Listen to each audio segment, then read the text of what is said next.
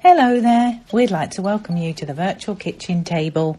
We're Erin from Ever Learning, Ashley from Ashley as Mama and Storytime Shelves, and myself, Hayley from Taking a Kinder Path.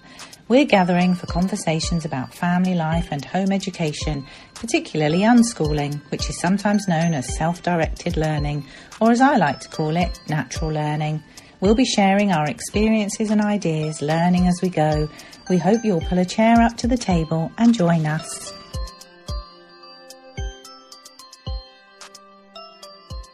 Hello, Ashley. Hi, Hayley. Hello, Kiki. Hi, Erin. Hello. So, Kiki, this is fun to have you with us today and just kind of connecting about a topic that actually you inspired in my mind. So I really appreciate you coming and chatting today. So just a short introduction. So Kiki is a mom of 2 boys in the UK with a third child on the way. I believe a girl, Kiki, if I have that correct. Yeah, yeah, that's right. Yeah. Okay. And I was just kind of, I guess I took note because in the spring you were just really kind of upfront about how tricky pregnancy and parenting, pregnancy when you're not feeling well. I mean, pregnancies are very different from one another, right? But the idea of just feeling so sick and also homeschooling.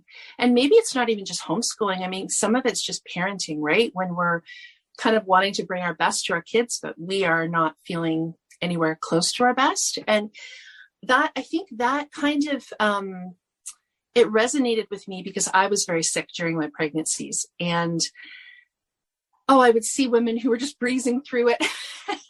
And I was just feeling, I was just kind of feeling awful. I mean, I was feeling awful, but feeling awful that I couldn't be there for my kids in the way that I wanted to. So I loved that you kind of brought that forward. And then I believe I heard an Instagram live conversation with Unschooling Stanley. And that was really, I just thought it was really important to talk about, because I think sometimes when we're talking about, pregnancy and expecting babies, it's all kind of happy. And even if people are sick, there's sort of a sense of like, oh, it is what it is, but it can be really, just really, really a challenging thing. And so initially I was thinking about this conversation in that light.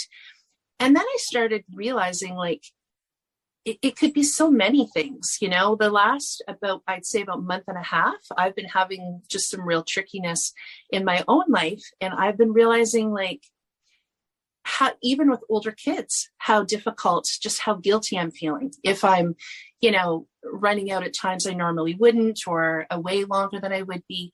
So I think it's a topic that can kind of encompass a whole lot of pieces. So, so it doesn't matter to me who jumps in, but maybe we can, Kiki, did you want to introduce yourself any further or talk at all about that or?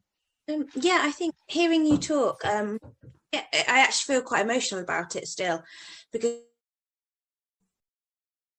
I'll be honest, it was incredibly traumatic, those early months. And sorry, I'm not going to cry. It was just such a shock to me, I think. And I think, I wanted to have that conversation openly, because home education in general, everyone, it's a lot of like the Instagram accounts, it's all very kind of positive and all the best bits. And I definitely feel sometimes that there's something to prove, because there's a lot of people who don't support it, or people I know who don't understand it. So I sometimes find it hard to admit the challenges behind it to certain people, because that fear of judgment, or that fear of, I told you so type thing, it's not as easy as you think. So there was that side of it. But then also, like you said about the pregnancy side of it, I think people feel they have to be really positive about pregnancy. I mean, I'm not a pregnancy unicorn at all. I never have been. But this pregnancy has been a whole other ballgame. And I think, we all know people who've experienced tragic loss in pregnancy and horrendous challenges to even get pregnant, if ever. So it's that balance, isn't it, that you don't want to be seen to be ungrateful. But it was so important that I did share how difficult, like it was just so hard. And I didn't anticipate that. And I'd wanted to have a third for so long. So it was just so, yeah, just really hard. And I felt that it was important to bring that to people's attention, because I think people, you know, the morning sickness thing, it's like, oh yeah, try some ginger, try some salt and vinegar crisps. And I was just like, oh, it's just that I've tried all that. It's nowhere near that. And then also there's the, I can never say the full word HG. If anyone wants anyone want to jump in on that one? I can never say the I don't know if I could be helpful. It's like what is it? Anyway, like severe sickness, vomiting, and people get, I think it's in like 2% of pregnancies, and people get admitted to hospital. In our country, you know, we've got the Duchess of Cambridge or Princess Kate, whatever, who had it and was in hospital. So it's kind of like you're either just morning sickness, like everyone else, or you're severe like that, and everyone's going to feel sorry for you. Whereas for me, I think I definitely had HG to a point, but it is like a sliding scale, and it was just horrific nausea, constant, day and night, and it was just so debilitating. But people can't grasp it, can they? Because you can't, like, no, every pregnancy is different. You just assume, and everyone wants to be helpful and supportive, but yeah, it was super tough. And like you say, there's so many different things people are touched by when they're home educating. It could be horrendous pregnancy. I mean, I had a car crash at the end of last year, so that was a challenge for a couple of months anyway. And then obviously people have loss, and there's so many different things, but I just think it's important in our community to talk about those things and to support one another. And it was incredible, the support I got. It really helped. So yeah, that's, I guess, why I wanted to kind of raise it, I think. And do you think, sorry, I'm kind of jumping in again, but just before I forget, Kiki, you were saying, you know, this idea of it being important in our community, probably meaning the home ed community, I'm thinking. And I wonder sometimes if, because as home educating parents, we maybe feel, I think a lot of people feel as though we need to prove ourselves a little bit more, if it's harder to talk about some of the difficult pieces. Because I know for me, in my early years of homeschooling, there was a lot of, you know, well, what happens if you get sick, or what happens if you pass away? What, you know, will your kids be able to adjust to school? Or what happens if if your husband loses his job, or if your work isn't as flexible anymore? And so I think people have a lot of those what ifs already. And I wonder if, you know, if we feel under a certain amount of pressure to keep it rosy, and it is rosy lots of the time, but I think it's a good point to be able to bring some of these other pieces that it's rosy a lot, but it's also real life. Yeah, I think it's one of those things, isn't it? If you take a path that's a bit different to a lot of the people around you, then there's always a bit of a fear that people are going to say, well, if you sent them to school, it would be fine. Or, or, you know, maybe you should send them to school now because you're dealing with this. Yeah, I had that. Yeah. A few people, I was surprised when I announced I was pregnant. Oh, so the older ones would be going to school now then. Or when I was struggling, it's like, well, if they're at school, you know, you could just be in bed all day and you wouldn't have any of this. And so, yeah, I definitely relate to that. And it you know, and we all know, don't we, that just because children are at school doesn't mean everybody has problem-free lives at all. It's kind of a crazy idea, but I guess it's just because it is a different path, isn't it? And people, you know, lots of people don't understand, and so because they don't understand, they think, well, it would all be solved then, wouldn't it? If you just sent them to school, then everything would be fine. So I think you're right. Yeah, there is a pressure to kind of sometimes you keep those things in because you don't want to be seen, or you don't want to face that kind of idea of, you know, it's hard if you're going through a difficult time. It's hard enough going through a difficult time without then having to justify every decision that you make in your life, isn't it, really? So I think you're right. It's a really important conversation to have. Yeah. I have all kinds of thoughts coming up, but Ashley, I don't want to jump ahead. Do you have anything coming to mind? Yeah, no, just going off of what Haley was saying there too about the idea, because I've heard that as well, like, oh, well, they can go to school, or, if something were to happen, they can go to school. And I don't think that way, even though we know that, maybe we can consider school as an option. But lots of times when you're going through something, well, for me, I don't want to hear that response, right? I don't want someone to just quickly say like, oh, you could just send them to school, because to me, it's not that simple. So it just seems like unhelpful, maybe upsetting to hear that at times, just not helpful. And it doesn't solve everything. I always find that that's what I run up against is, well, that wouldn't solve everything. Like I remember being quite sick with both my pregnancies, and I just think back to that time and how I felt, and listening to you talk about your pregnancy, Kiki, and following, what you've shared along that journey, and Lindsay as well from Unschooling Stanley. And I just think like, well, what would rushing around in the mornings, getting them ready to go off to school, I can't even imagine.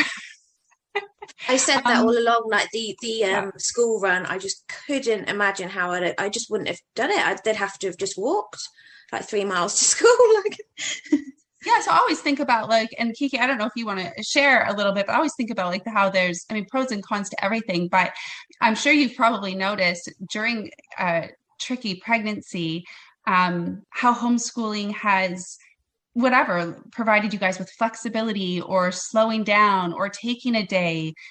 It's not all easy. There's those challenges, but I think in ways probably homeschooling has provided you some more space than if you weren't homeschooling, you wouldn't have that. Absolutely, yeah. And I have to say, no matter how ill I was, it didn't even cross my mind that school was even an option. Like it's not, I always bang on about how it's not this or school. Like this is our life. It's not, school is like so far removed from what we're doing, and it's just not even on my radar. So I think whilst it's been super tough, it would have been tough if they were at school. Like it would have been just different tough. But this, I think I'm so focused on that relationship element with my children and that connection, which we all are as unschoolers. That's like a big, big thing, isn't it? And it's not, the learning side of it is just complementary, but the connection side of it. And it has been like, well, so tough, such a wonderful experience with my children, because they've had the conversations we've had and they've had to adapt. And it's just even more in my mind kind of proven what an amazing way of life this is for us, because it just shows that we can get through tough times and we can adapt, and we can kind of stay connected in different ways. So it just meant that I still managed to read to them it was hard going, I'm not gonna lie, but they'd get into bed with me, or they'd bring their like board games or their colouring or whatever to the bedside, because I was in bed for weeks for some of it. Well, I'd managed to drag myself up, and there are certain things I know. And I think your second episode, one of you talked about the love languages, which my husband and I always talk about. It's a really big part of our life. And one of our sons, my eldest, who's 7, he is all about his main love languages. He needs the act of service. So he's 7. He can absolutely make his own breakfast. He can do, make me coffee, toast, whatever. But he needs that element to him. So for me, it was like, I would drag myself up every day and I would just do something for him to show him, because he needs that kind of thing. But it's that connection and that relationship that I know what he needs, and I can have those conversations to explain what's going on, but also still kind of serve him in the way he needs. Whereas my youngest is a lot more one-on-one time, and that, doing an activity together. So we could, again, it was making sure I was doing those little things. But so I think that's the positives of this way of life, going through what we've been through, that whilst it was different, we could still support one another through that relationship, I think. Yeah, I think that's the thing I'm most grateful for about home education, about unschooling, is that time to build that relationship, which means then that if you are going through a difficult time, you've got that time, I guess, to check how people are, if somebody needs more support, to tailor your support, like you're saying, Kiki, to your particular child. And, you've got that time to ask them questions about how they're feeling. And you've also got that time that you're not constantly thinking, oh, I've got to get this next worksheet done, or I've got to get this, I've got to finish this course by a certain, sometimes you are doing that. But a lot of the time, there's that flexibility to actually slow down and think, right, we really need to focus in on, people's needs. And obviously that's what we're trying to do all the time. But I think difficult times really focus the mind, don't they? And make you think, right, step back a little bit and think, right, what, how can we, can we do more? Do we need to think about switching things up a bit? And I think that's something I'm so grateful for, that time. Yeah. And it's the mental health element, isn't it, as well? I think that whilst we can have relationships, but it's that putting the mental health above all else as well, I suppose, where it is, I guess, those conversations together, like with one of, my eldest, he's a bit of a worrier, but he wouldn't necessarily articulate it. He's a very articulate child, but I can just tell, because I know him so well, when he's worrying. So I could have those conversations with him and explain why I was so ill and that it wasn't forever.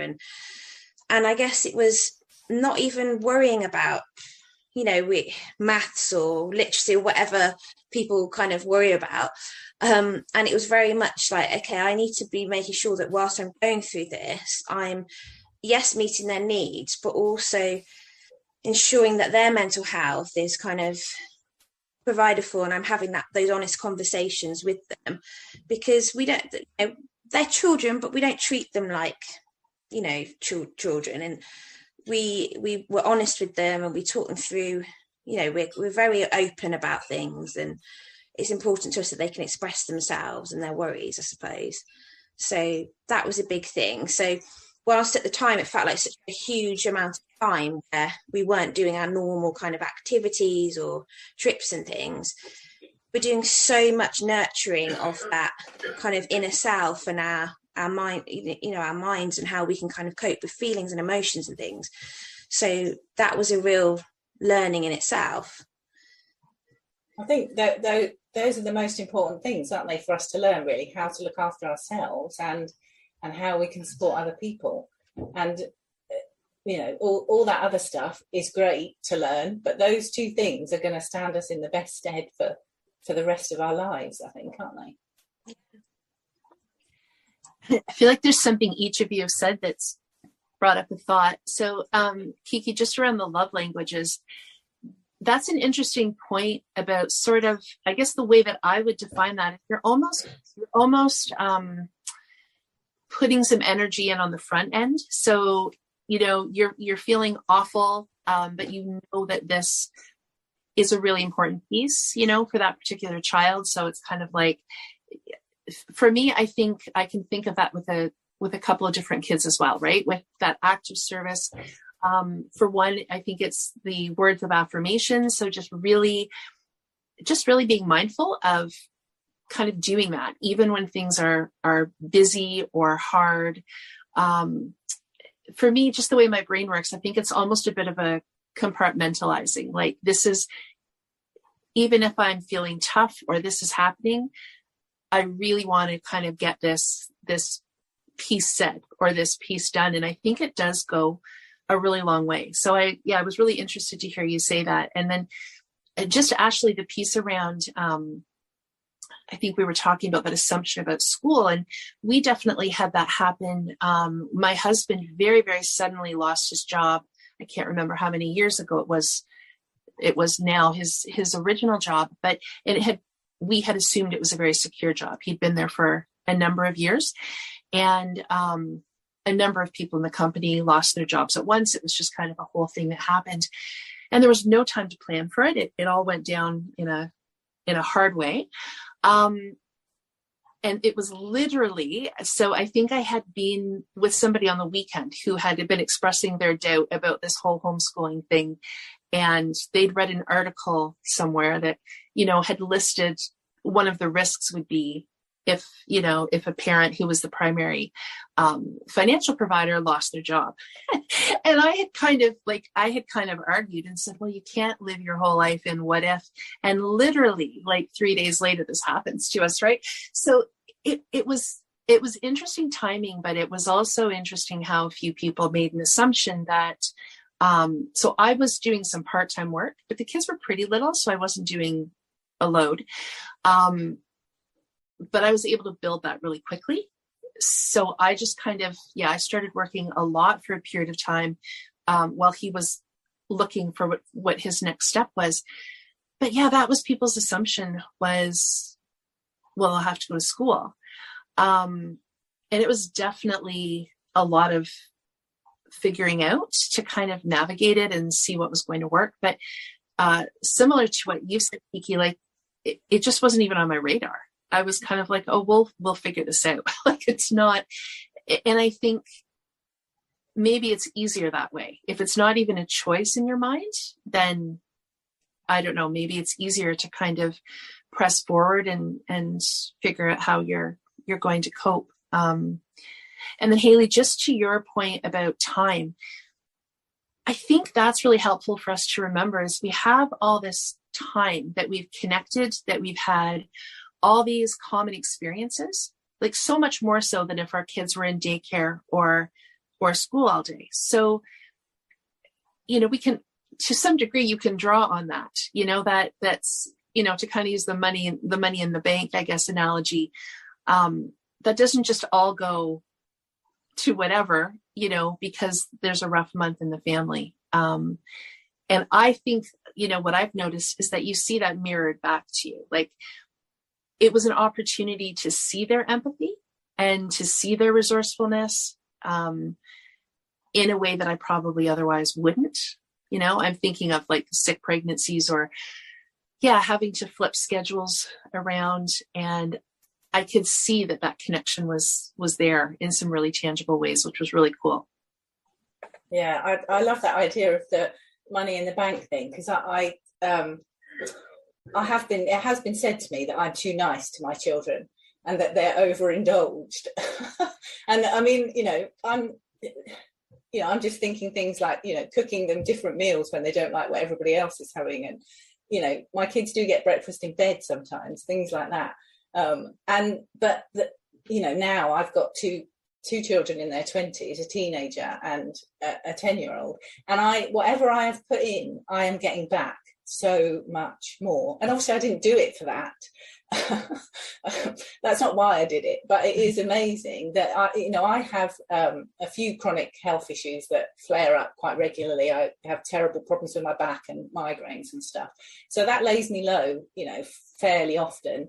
And my children are so amazing when that happens. And, thinking about guilt, I do feel guilty about that quite often. And then I kind of have to rein myself in. And they've said to me before, it's you help us all the time. It's great to be able to help you. And, and it is a gift, isn't it, to be able to help other people. And I think sometimes we forget that, don't we? And we feel that we have to take everything on ourselves. And I think it definitely is a wonderful thing to be able to let other people help you when you can. Yeah. Well, that kind of segues into something else I was thinking about, which is asking for support. So if your kids are a certain age, I don't even think it has to be very old, because, even young kids can be really helpful in different ways. So I think we can get support from our kids, but I'm curious about others' experiences during different points of life, as far as, asking for external support, whether that's a friend or, grandparents, or hiring somebody or a neighbor. It's definitely that's definitely been a difficult piece for me. I'm not good at asking for support. I don't always know who to ask, even though I have a lot of people in my life. I feel like you can have a lot of people in your life, but everybody's so busy. Like, I just feel like it's a really busy world, and it doesn't feel like I just feel like I would be imposing quite a bit. And I think the other thing that happens for me is sometimes I let things get to the point that it almost feels like like Kiki, to use the example of being sick during pregnancy. So, by the time I would think about asking somebody for support, I would be, super sick to my stomach. The house is a disaster. Like, where do you start? Right. Whereas if I kind of maybe thought about it a little bit earlier in the game, we could get some things set up. But I think my tendency is to keep pushing myself. Well, we can get through. Maybe I won't even need to ask for help until you get to that point of like, oh, wow, I have a 3-year-old who really needs somebody to be supervising them right now. And then it feels like an urgent call somehow rather than a well-planned thing. So I'm just curious if other people find that a little easier than I do, or if anyone's had similar experiences. I don't think, I'm not so good at asking for help, but if it's offered, I will take it from certain people, not just like any old person. But yeah, I think it's really tricky. I mean, I had an amazing neighbour and friends and my sister-in-law and grandparents offering, but the tricky thing I had, particularly with my eldest, I think the age of 7 is just a bit of a tricky age for them sometimes, and he just didn't want to leave me at all. So I'd have these amazing offers and he might go once and he's like, I'm not going again, I want to stay with you. And I think it was half worrying about me, leaving me behind. And also it's different. It's, we're not just home educators, so we were unschoolers, and we're kind of on the end of the spectrum to a lot of people that I know. And so I am quite like, I don't want to say I'm a control freak at all. I'm like, most people I know would say I'm really chilled out, but I have very specific things and ways, and I think a lot of it is the communication with my children, which just isn't the norm in society, and that is what I found really tricky.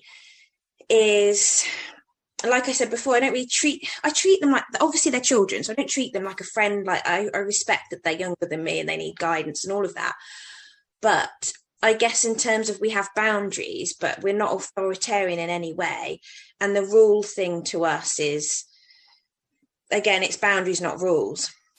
Whereas most people we know, they might come back and then they'd say how they were spoken to, or something happened and they were really upset with how it was handled because mummy or daddy wouldn't have handled it that way. So, but then also that in itself is a life learning for them. So that is something that I can't shout at them from. I'm very aware of that. And I say that to them, that, whilst we do it this way, unfortunately in life, other people do things differently. And when you're sat at the dinner table, you might be expected to use your knife and fork instead of just your fork, or, and whilst I guess it's that explain, and again, it's all like another learning in itself, isn't it? It's kind of, so I guess there's that side of it, but then I guess it's like my eldest again, I keep talking about him, but he doesn't enjoy being spoken to in a rude way. And I really fully respect that, and no child should. And so, for example, we were at a group this week. It was a trampolining gymnastics group. And he was asking why that was a rule. Genuinely, like he's very inquisitive and he just needs to know, okay, that's a rule, but why? And the answer was, because I said so. And so immediately he came to me and was like, I'm not doing this anymore. I'm sorry, but that's really rude. Why can't she just explain it to me? So it's that kind of thing that I think then that I was feeling the guilt of not being able to do enough with them and being stuck in bed, but then the guilt of, oh my goodness, they're being exposed, and I was probably being over dramatic about it whilst feeling so awful. They're being exposed to these horrible, conversations, or just a different way, and I was like, what damage is this going to do? And like, if they go out for weeks on end, and it's ridiculous now, I look back and I think, oh, for goodness sake. But at the time, when you're going through a hard time, whatever it is, you can be a bit melodramatic about things, can't you? Or you kind of go too deep on stuff.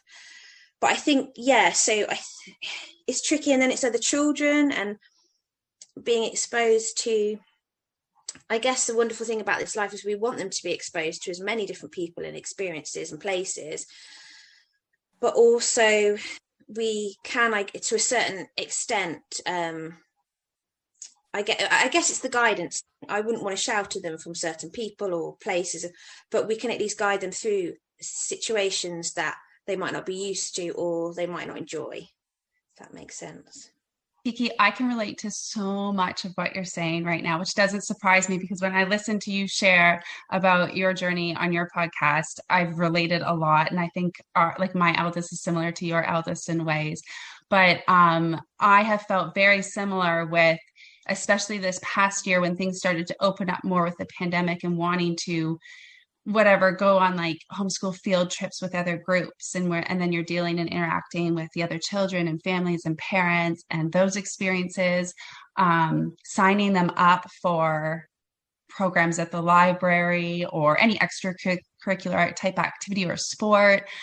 I agree so much with what you're saying. We do want them to have all these experiences that they're interested in and exposed to these different situations. But I've always felt strongly since they're really little, since they were babies, really, that I wanted to be there to support them through not any and all, but for most of those challenges, especially with my oldest who, if he was out on his own, like last year, he was in forest school and he had a difficult situation a couple of times. He's not one to come and have a conversation with me about that. Whereas if I were present, because this was a drop-off program, I would have picked up on things. I would have noticed things, and I just completely missed it. And it was a short program, and then I was able to piece it together afterwards. And those things are going to happen, but I think I want to limit how often they experience those things when they're young, where I can't support them or guide them in some way. So that's been a real obstacle, I guess, that we faced while home educating. And I'm also thinking too, is that we don't have extended family around. So my in-laws who, my two have a great relationship with, and my two sisters who they have a great relationship with. Like I was saying earlier with you guys before we started recording, they all actually live about like an hour and a half to 2 hours away. So not real far, and we can see them regularly, which is great, or fairly regularly. They're not around to help out, which is really unfortunate. And my husband and I do talk about that quite a bit, because it really does come down to the two of us supporting them, our two boys, every day, all day. And yeah, if like grandma was not far, or if their aunties weren't far, I just think it's almost like that village people talk about, right? And we do have good relationships with our extended family members. But there's that distance, so that makes it tricky. That's the other thing that led me to this was, like my mother-in-law and my two sisters, I can trust, like they're very respectful with the boys, and they know how important that is to us and how they're spoken to, and they just have an understanding of how we parent, I guess. For a lack of, like, there's probably a better way of putting that, but they've kind of seen how we've parented from the beginning, and they seem to really respect that. So I think if they lived closer, I'd probably ask for that help. Not just because it would be helpful, but also because I think it would be great for them to spend more time with family and just other adults, really. But that we would have comfort around knowing that they would be just respected as little people. Yeah, I can relate so much to that too. I can remember, so my husband's brother passed away really suddenly when he was just in his 20s. And so there was a lot of,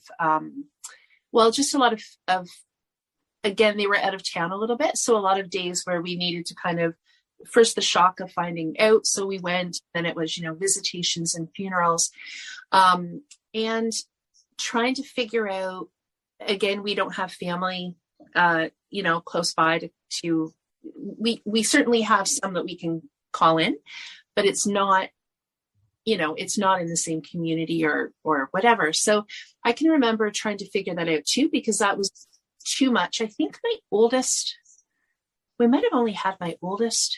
Anyway, I remember he was about 2, I think. And I remember thinking, you know what, there's no way we can do all these things with him. We're going to have to, it was like I was kind of willing myself to be like, all right, you need to let go a little bit. You need to accept somebody's help and so I kind of took that plunge and I did that. He was very attached. So, which is funny because he's such a strong, independent person now, but he was so attached as a little guy. And I can remember dropping him off. Somebody had offered, and I knew her very well. Like I knew the family very well. It wouldn't have been like a safety issue or anything like that. But I can remember dropping him off, and he was expressing, I think, confusion about being, about why we were driving away. It wasn't a house he would have been before, but not really regularly. And I remember the mom saying something like, "Now look, we were looking so forward to having you, but don't freak out. This isn't going to work if you freak out." And I'm thinking, it was such a hard day for us already. I think it must have been a visitation. So for the funeral, I remember talking to my sister, and he came with us, but so did she. And she just stood, she kind of walked at the back of the church. Because that just hit me so hard. I was like, oh, this is already such a difficult day. And now I'm like, oh my gosh, how is this going to go for all these hours? Because we had to drive and then, and I think especially back then, I would often have some guilt about feeling too soft. Like what you're saying, Haley, oh my gosh, I can relate to that so much. There was this sense of like me not being able to let go, or, they'll be fine. They need to be away from you more, or whatever. But I don't know. Over the years, I've realized that I think listening to my instinct for me was the best thing. It really is hard to ask for support when you don't know exactly what that time is going to be like for your child. So, I'm curious. We talked a little bit too about, I kind of had put out as a discussion idea around self-care. Also something that I haven't found I've been super clear on for myself. I don't know if other people find that easier. I think part of it for me too is trying to figure out how you even define self-care, because I think it's become kind of a buzz term. And a lot of it I find in more sort of like mainstream circles is around like having a spa day or making sure you get away. And those are great things if, some people enjoy them more than others. But I think the idea of self-care can almost become a whole other stress if you're trying to find ways to separate yourself from your kids so that you can go care for yourself. And I'm curious about that idea that care, almost like it's oppositional. Like in order to care for yourself, you can't be with your children, or they have to, they have to put up with something so that you can take care of yourself. So, I've kind of been thinking about that lately. And I was thinking before we started talking, I think it's, is it Lucy Atkin-Reed who talks about points of mutual, I don't know if you guys have heard what I'm talking about. You know what I mean? You're having an experience. Both of you are getting something out of it, which I think happens so much more than we've been raised to feel it would. There seems to be this dynamic that it's either the parent is winning or the child is winning. And I know for me, 2 nights ago, I'd had a particularly difficult, it had just been hours, had a really difficult kind of day with this particular situation. And I'm driving home and I'm thinking, oh, I haven't seen anybody, but I really need to lie down. And it, just with a little bit of thought, it worked out really well. We just there happened to be a basketball game on, which my 2 youngest wanted to watch anyway. So we kind of had like a hot chocolate night, and we all just, like, me chilling out was not in opposition to it. They were quite happy also to chill out. And it didn't really require a lot of me other than to be present. So I love that idea. And if somebody else can write, it's completely escaping me what the actual term is right now. But I think it's points of mutual fulfillment, something like that. It is, I think. I think you're right. Yeah, and it's a really good blog post she's got about that. Yeah, and I think it's similar to that thing about when you the fear that if you express that you're having a problem, people will say, oh, why don't you send them to school? I think there's also that idea that if you're having issues, well, it's because you need a break, isn't it? It's because you need a break from them. Whereas I think that so much of what we find when we're unschooling is that the connection and the relationship are so important, and you don't want to break those things, do you? You don't want it. Those are the things that make it work. And obviously there's nothing wrong with going out for the night or going for a spa weekend or any of those things. All those things are great if that's what you want to do. But I don't think self-care has to take you away from your children. There are plenty of things that you can do, and I think even actually it's more important, those things that you do, those little things that you do on a daily basis are even more powerful, really. And they're a brilliant example for your children as well, aren't they? That you want your children to take care of themselves. And my girls say that to me a lot. If I'm kind of, I don't know, it's my birthday and I was reading a book in the front room, not a book to them or a book about education or parenting or anything like that, just a novel. And I was kind of, oh, this is so indulgent. And they were saying, you shouldn't say that to us because you want us, you think it's great when we're reading books, don't you? You want us to do that. Why would you make it into such a big deal? And that comes back to parental guilt, and you want to do the best for your children, and sometimes you feel a bit bad if you're not. Those are things we have to work on for ourselves, aren't they? But I think that thing about being we are modeling for our children all the time, aren't we? And if we want them to look after themselves, then we need to walk that walk sometimes a bit more than we do, I think. Yeah, and I think lots of people come to home education for different reasons. For me, it's just as much for me as it is for my children. It's our family. We're not doing it because we want our children to have a specific private kind of education of some sort. We're doing it because it's a way of life that just works for all of us, and it nurtures all of our needs, our mind, body and soul type thing. And so I think I don't feel like I need time away from my children as such. I do, I'll get it in the week. But I think when I first told people that we were going to, I was going to pull my eldest out of school and we're going to home educate, so many of my friends were like, but what about you? You need your time. Like, how are you going to cope? And it's like, this is what I need, actually. It might not be what you need. But for me, this is what makes me feel alive and content and fulfilled. And it's okay that not everyone feels that way.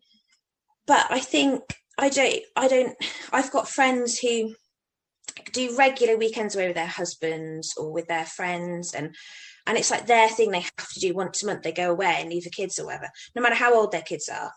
And that's absolutely fine. I would never judge them for that they do what they need to do. But for me, I couldn't be away from my children that much. And I don't feel like I need to. I feel like I've always had this strange feeling that I'm missing out. So in the week they go and spend, at the moment it's more like a day, but usually half a day with their grandparents most weeks, because obviously their grandparents go on holidays or they've got elderly relatives and things. It's not every week. But even then, like when they come back, I mean, it's great because I get stuff done or whatever. But when they come back, I'm just so excited to see them. So I don't feel like I need separation as such.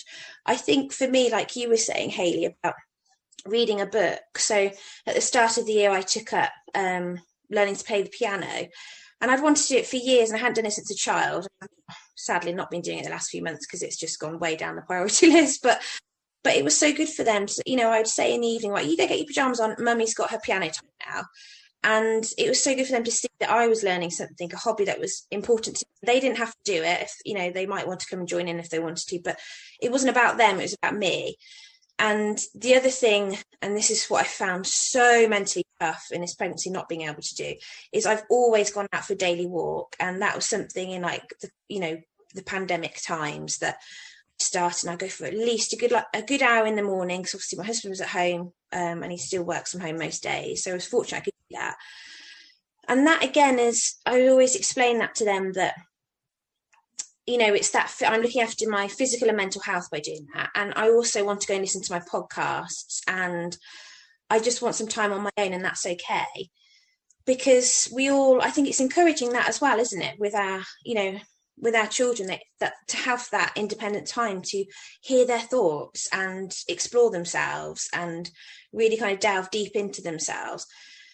And so whilst we're together every day, my self-care is definitely a walk every day, which I've done for years, and I can't now because I've got such horrific back and pelvic problems. So I'm really struggling with that. But I think it's just self-care I think it's quite a marketed thing, isn't it, in society, where it's like, you go for a spa day with your friends, or you go away for a weekend and do all these fancy things with your husbands but it's often those people who have the big gifts that they like to kind of flash about on an anniversary, whereas we'd just happily go for a walk or something. But I guess it's just so personal to all of us.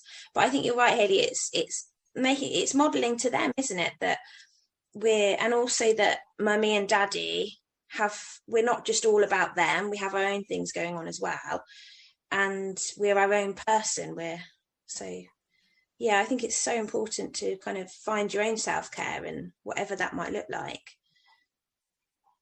Yeah, I've been thinking about self-care, so similar to Erin, maybe not for as long of a stretch, but for the past week or so, a little bit longer than a week now, I've found I've been needing a little bit more self-care. But I agree so much with Hayley that it's about building it into that almost like your daily rhythm, and figuring out what self-care practices actually work best for you and for each family member. So similar to the love languages, maybe, right? Like taking some time. Kiki, like you talked about how you figured out quite a while ago that going for a walk, which is one for me too, getting outside and going for a walk by myself, listening to a podcast, doing this. Like, I'm not with my kids right now, although they know I'm just upstairs, doing something like this on my own that I know kind of fills me up, or going outside and getting that fresh air on my own. But building those things into, just what we do, maybe not every day, but a little bit every week, or however much we need. Because I think about things like, I love getting away with my husband when we can, but I wouldn't want it to be very often, because to me it sounds stressful, trying to organize something like that. It'd probably be one of those things that, like, once we're away, I could relax a bit, but I'd still be missing the boys a lot and be, wondering how they're doing. So while we could do that maybe 1 or 2 times a year, that wouldn't be a self-care practice that I would get a lot out of if we did it often. So I've been thinking the past week and a half about self-care, and talking with others about it in the home educating community.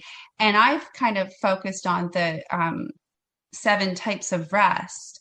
And that's helped me really just spend more time thinking about what other self-care practices I could maybe incorporate, because so far I have figured out, going for walks, I don't know how I figured out that felt good. I just did at some point. And there's other ones like listening to music or reading a novel. Lots of times it's things we do, we want to see our children doing.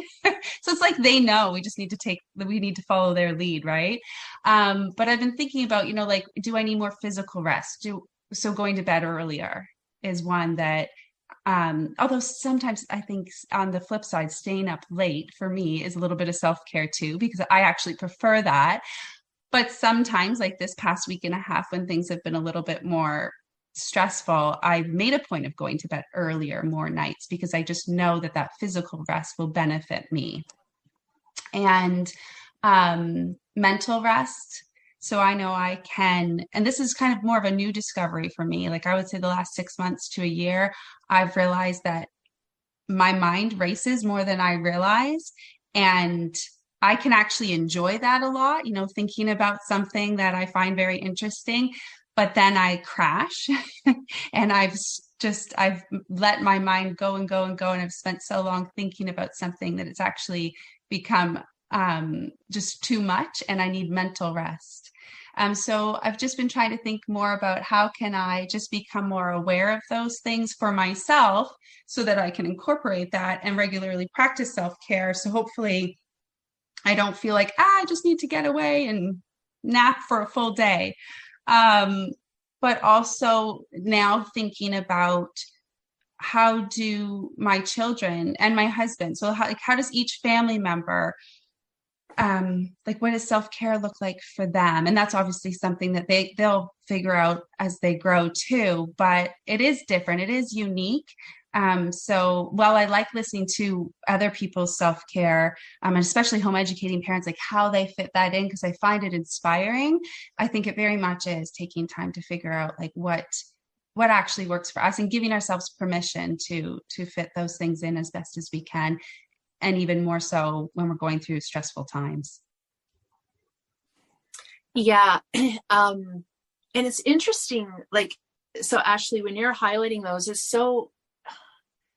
I like that, to be able to kind of look at that in kind of breaking it down like that. And I am trying to think what book it was that I read, and I can't remember whether it also incorporated the 7 types of rest. I think it was called Sacred Rest. I'm going to have to look up the author, but it was that idea of really looking at the different aspects of your life. And I think when we're going through a difficult time,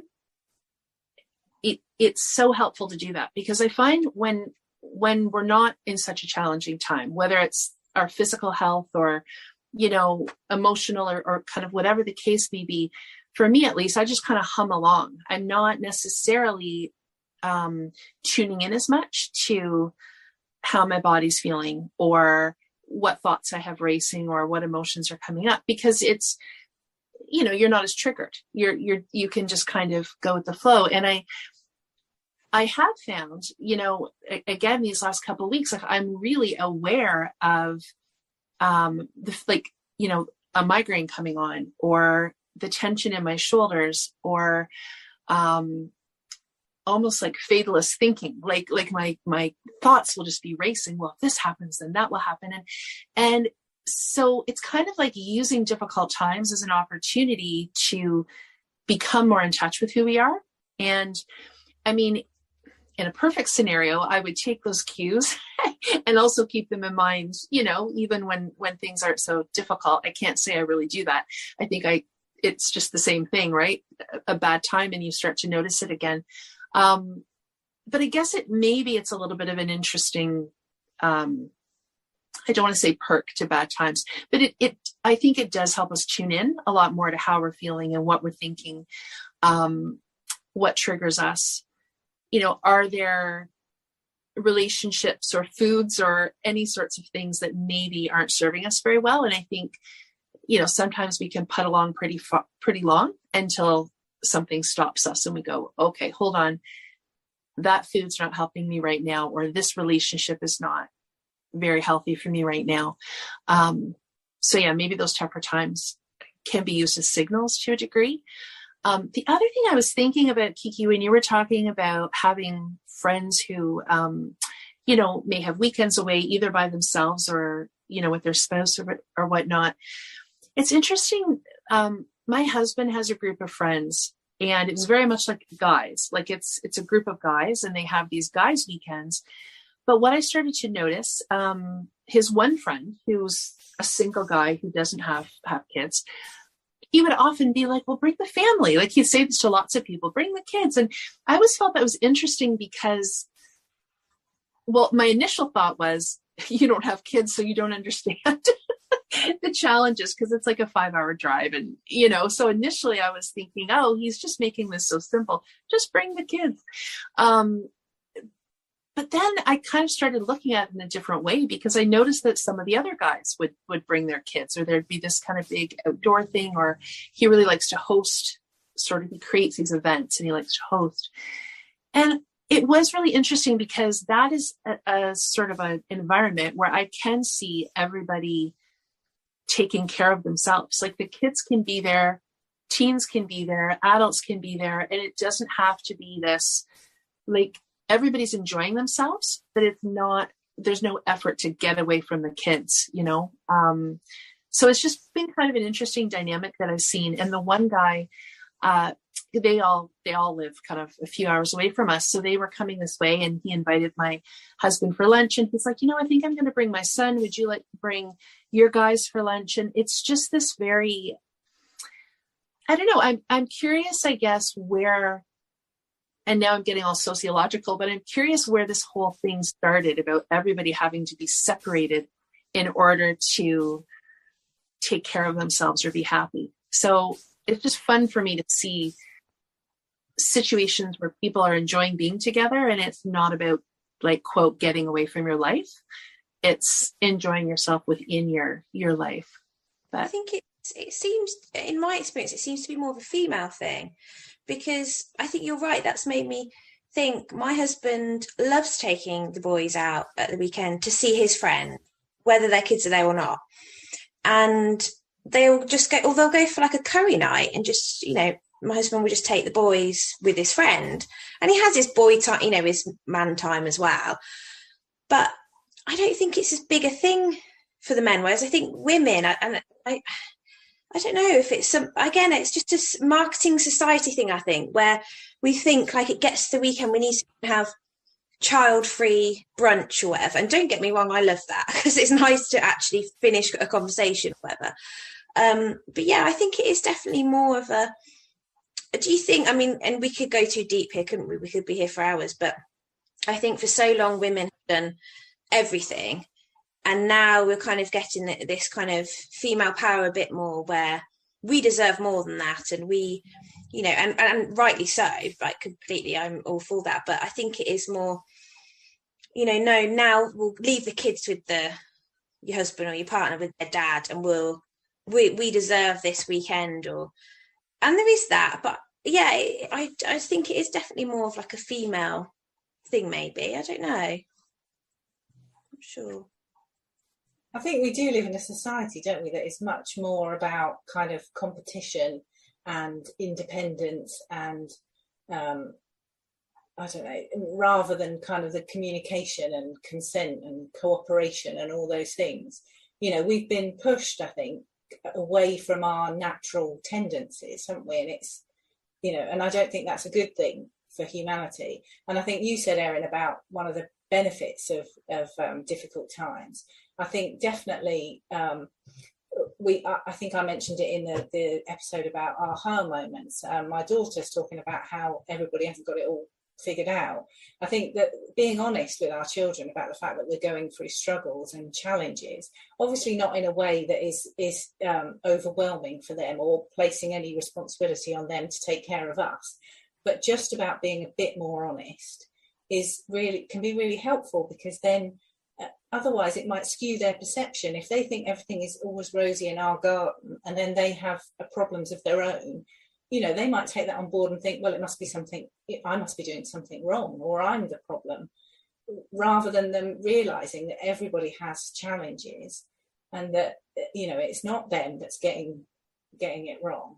So I think it is, it's really important to be honest, isn't it, about those kinds of things. And that's one of the beauties of unschooling, that whole thing about, the deeper the relationship, the fact that we are, we're a team when it comes to things like education and learning opportunities, but that extends then to everything, to all areas of our lives. And, that extends to things like, helping each other out. If you have that kind of team mentality, then that, we're still going to have difficult times, we're still going to have challenges, and we're all still going to be upset, and sometimes we're going to be, not as nice to each other as we'd like to be. But the fact that at the core we all have, that is our kind of family, I'm struggling to find the right word, but our family culture, I guess, is about being a team. Then I guess that is just that just makes things so much nicer, I guess. Yeah, and I think it kind of does. It goes back to prioritizing mental health and overall well-being, and sending the message that none of us have to do it alone. We are a family, and we can do it together. And it's not like a badge of honor to be hustling all the time and working all the time and taking care of everything. And it reminds me of how many times I've heard people reflect on their own childhood, and they'll talk about how their mom just took care of everything. You know, I didn't realize how hard my mom was always working, but she was, when I think about it, go, go, go, you know, taking care of everyone. And I don't really remember her taking care of her. Like, when did she take care of herself? So I think maybe in ways in particular, it might be important for us as mothers to prioritize that time of rest and slowing down and taking care of ourselves, and so that they see us doing that, and that they know that it's important to do that, and that they deserve to do that just like everybody else. There's something, I lost my train of thought, so I'll end there. No, that's good, Ashley. And I was just thinking as far as kind of some of the discussion points that we thought about, the other one was just pieces around what we might have noticed that our kids have. I mean, I guess benefit seems like a strange word when it's been a difficult time, but just whether it's growth or whether it's skills or whether it's connection with us.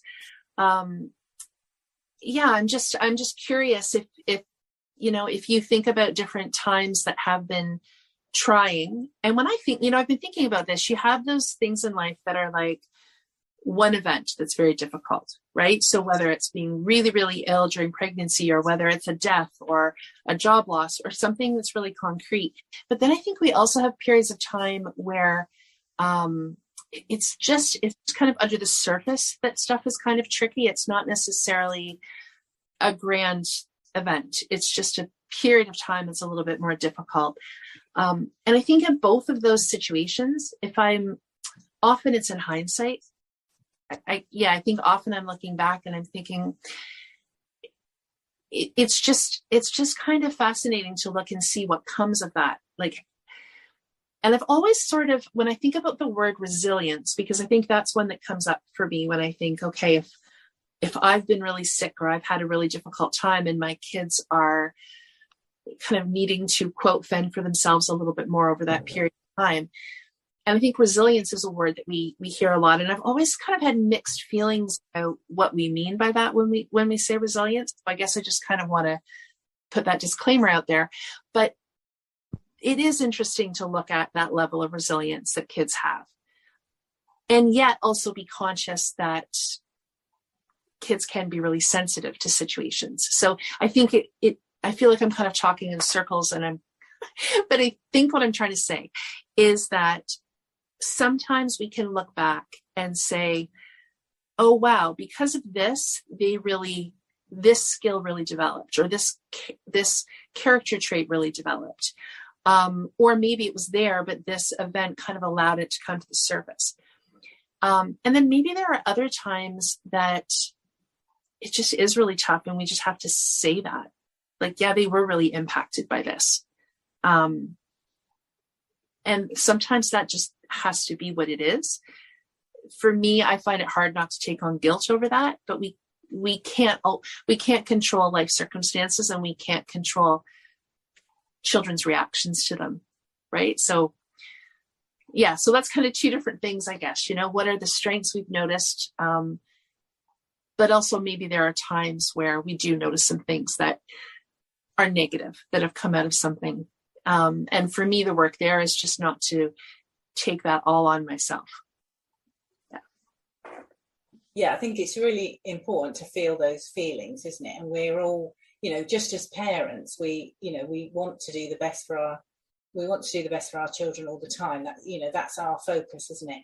And I think one of the things though that you made me think about, Erin, while you were talking about that, was the whole thing about the longer we've been living like this, the longer we've been unschooling, the kind of more confidence and faith I've got in their ability to deal with things, because I know them so well. Not that means they're superheroes at all, because they have really difficult times themselves, but I guess I know, well, hopefully there's more openness there, so they've got the ability to hopefully ask for help and and hopefully our relationship's strong enough that, like you were saying, Kiki, about noticing things, you've got more time, haven't you, with this life to do it. But also I was thinking about the learning things. That's another thing, that you get more confident as you go along. The more that you see them learning, the more that you realise that they're learning all the time, the more that difficult times are just another opportunity to learn, aren't they?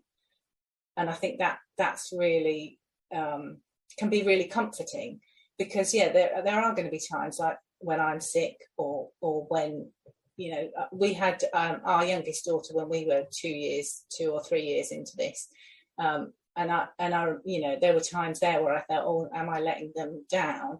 But then the beauty of them being able to be at home all day when I had a tiny baby was just such an amazing experience, in terms of, you know, the things that they learn and they took away from that. I don't think I've answered your questions, Erin, sorry. No, it was just some things that you made me think about. I think it's what you said earlier as well, that we are a team, and it is a two-way thing. It's not just us focusing on the children, it's us as human beings, and modelling. And with modelling, that is being ourselves, and our children are going to see our best selves, and unfortunately sometimes not our best selves.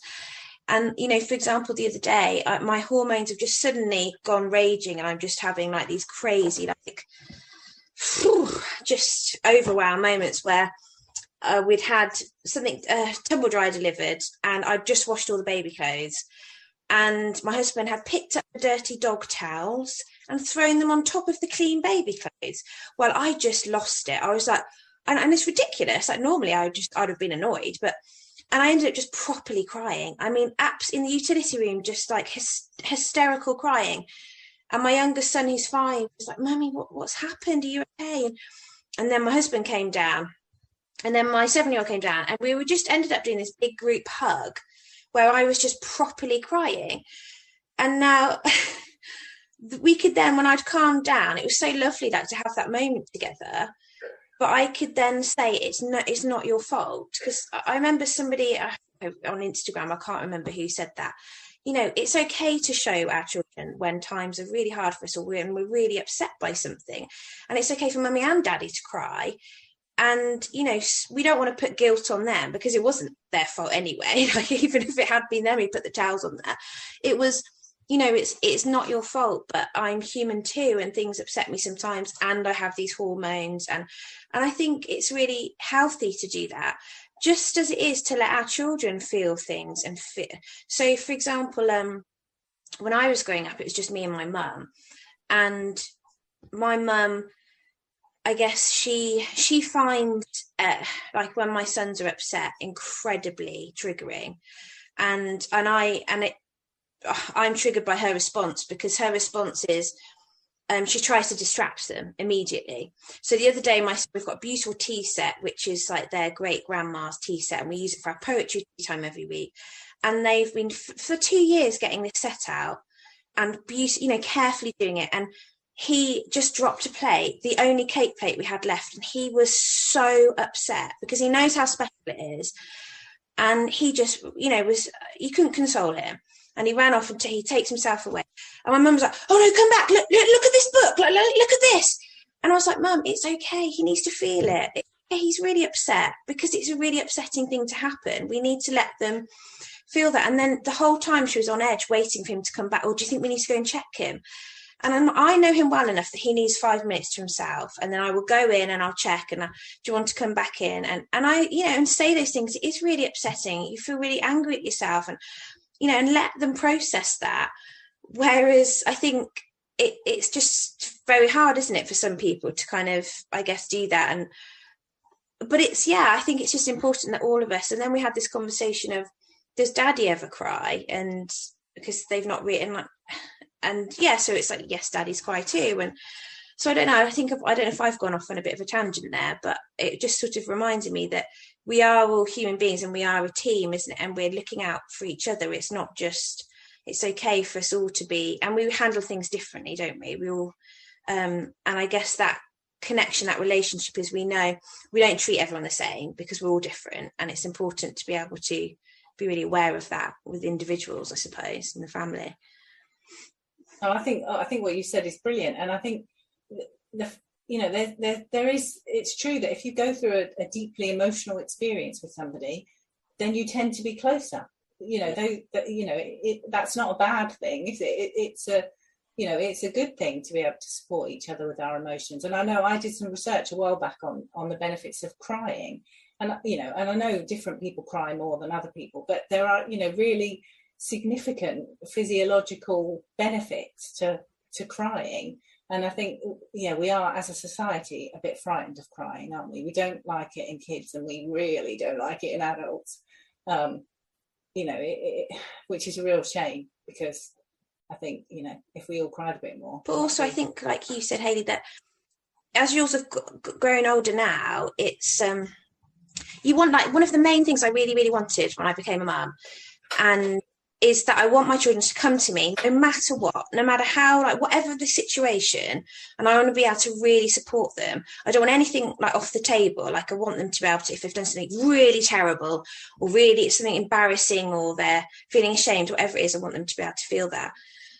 And I think, again, I remember, again, as a child, a few times, if I remember saying to my mum, I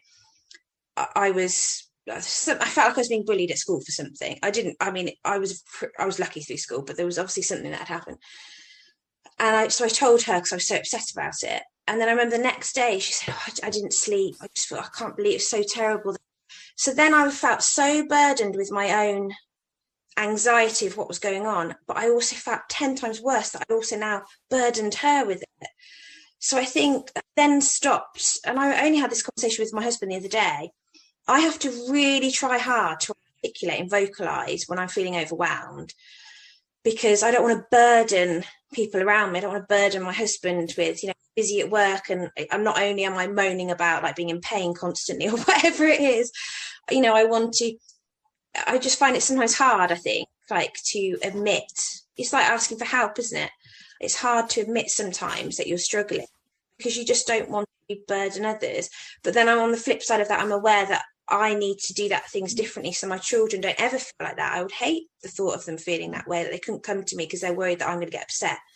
It's kind of, but I don't know. Yeah, that all makes a whole lot of sense to me, Kiki. And I do think I spend a lot of time thinking about how other people will respond to how I'm feeling. So if I'm feeling overwhelmed, I think my tendency is to kind of downplay it, put on the happy face, kind of keep everybody, on a happy balance, because I can relate to that, to having grandparents very triggered as well from upsets. And it took me a really long time. Even recently, I've just been learning more and more, just understanding the range of, I think, what's probably, I don't know if we want to use the word normal, but the huge range of the way that children, behave and express their emotions. Because, I had one in particular just with very strong, kind of these big outbursts.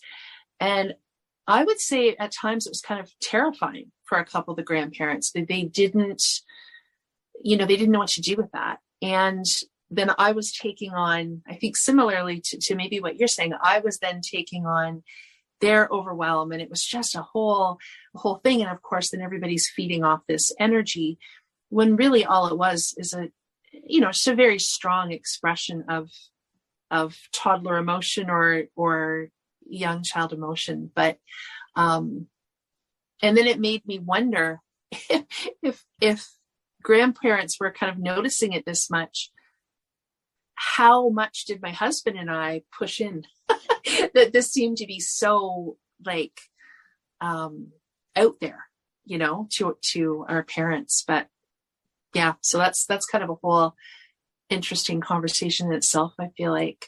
And Hayley, just doubling back to your piece about the learning, because I think with homeschooling, that's probably the piece that sets us apart from parents that are having a difficult time, but their children are in school. Well, it's one of the pieces, is doesn't that disrupt the learning that's happening, or doesn't it disrupt what we're able to bring to the table? And I think, as you said, it's just different learning for that period of time. Well, one, I think it's different learning for that period of time, but other times I just find that it's interesting what they'll continue with on their own, or what they'll figure out between each other, or sometimes that I am able to be more present than I would have thought. So it's not just kind of a wash, it's not like learning is just a wash because there's a difficult time. Yeah, and that just makes me think, just quickly, Erin, how I think a lot of people in the home educating community, especially in the unschooling community specifically, like I know the more I learn about how my kids are always learning, it takes that pressure off, so that's, I'm not worried about if we go, however long, where there's none of that like visible learning happening, right? Because I'm seeing it all the time now anyway. So when I need to slow down or whatnot, that's not even really on my mind anymore. Which I think is a nice piece, or a nice place to get to when you're kind of living this way, this lifestyle. Yeah. Kiki, I'm curious how, just because of the age of your boys, what did you notice around kind of their learning or the activities that they were, just kind of the flow of your days? Because I love watching some of your reels with just lots of outdoor activity, lots of interesting things at home. And I'm sure that really shifted the whole pace of your day, with you not feeling well. Yeah, I think I've always said that strewing has been like a real thing for us, in that and not like these incredible Pinterest and Instagram strews that I see and I think, wow, but just as simple as literally getting a big box of like flour out and some of their small toys, or just a load of water play. Even at their age, they'll still, jars and paints and water, and they'll just make potions. So I think we've always done that. I just kind of come up with it off the cuff type thing. So I think that was really helpful. They're used to that. And also this way of life, they're used to independent time now, and they are that bit older. I often say I could work full time with my 7-year-old and he'd just crack on with his projects. Not quite my 5-year-old. But yeah, and they're just even more so dive into the independent play. And obviously they have each other to play with. They get on brilliantly most of the time, not always. So yeah, I just didn't find, it's hard not being able to go out, I think, into, our adventures in nature. We go out for miles most days, kind of just take hours at it. I just now I can't physically because I'm in so much pain. But yeah, on the whole, I guess, we've kind of managed to carry on to a certain point. And they've just enjoyed playing, because that's our priority, play and stories, having audio books on all the time. So it's like I say, the learning side of it wasn't really, it was more, I think, that FOMO of what we're missing out on. That was the main guilt for me, not the learning side of it at all. It was more, there's so many amazing things to go to. There's always like a home ed day on ancient Egyptians, or I don't know, I can't think now, like the Natural History Museum in London, like we'd go down there and they're really into something. I think, I really wanted to take them to the Tower of London and to do the Crown Jewels, because my eldest is really into like jewels and gems and all that. And we all love the Tudors. So it's things like that, I think, more not being able to go and do those things I found frustrating, like we're missing out. But my husband's been so good. He's always saying, but you've got the rest of your life to do all that. Like this is just a few months. And I met a wonderful friend who feels like I've known her for years, and we only met during this pregnancy near the beginning. And she just said, you just have to surrender to the here and now. And I think, like you were saying, Erin, that your word is kind of like resilience, like at the moment, or whereas mine is surrender. And it literally, she said that word and it just spoke to me. And since then, I have just it's really helped. You just have to surrender to whatever season you're in. And I think all the podcasts I've been listening to over the last 3 years, I always talk about these seasons, and you go through these seasons. And I thought, no, this is like easy and loving all this. This is so, we're just in this flow, and it'd been working for 2.5 years. It was amazing. We went world schooling in Mexico in March, and we just thought, yeah, and then suddenly, bam, like it just like came out of nowhere, this awful. And yeah, you just have to, I know we'll get that back, but for now, this is where we're at. And all those day trips and things will happen. They just can't happen right now. And yeah, I think so. Yeah, that's where I'm at with it now, and feeling that that's really helped me the last few months get through, really having that kind of mind frame about it. Yeah, I think it's really that thing about how you actually build your relationship with your children in the present moment, you know, and we do such a lot of worrying about what we've not done or worrying about what we're going to do in the future, and actually it's what happens right here and now that's really important. And I think that it like we've just said, feeling your feelings is really important, but and there is going to be an element of questioning yourself. And I think that element of questioning yourself about whether you're doing enough is a good thing. It's not a bad thing, you know, as long as we don't get stuck there, you know, as long as we're able to keep that in check, I guess, feel our feelings, but don't necessarily stay there for too long, then these difficult times are just, they bounce us on, hopefully, to, you know, to another, you know, a good time or a difficult time, whatever comes next in life. You know, we don't know, do we? But the more we can, like you say, surrender and think about what we're actually doing right now, rather than worrying about what we're not doing, I guess is important. Mm-hmm. Mm-hmm. Oh my gosh, I feel like this has all been so good. Does anybody else have anything else to add or ask or pop in with, or are we good? I'm always conscious it's always getting a little later for the UK people, right? So, and Kiki, you were probably tired starting. So yeah. And I'll just pass out as soon as in about 5 minutes. But thank you so much for having me. It's been so lovely to actually see your faces as well and chat through everything. It's so good for the soul, I think, isn't it, when like-minded people just having a chat about things that we can relate to, and it's been great. Thank you. Oh my gosh, it's been really, really lovely to meet you. Mm-hmm. Yeah, it's been so nice. I really appreciate it, Kiki. Thank you. I know it's been a tough several months, so really, appreciate you taking the time to come and connect. This has been good.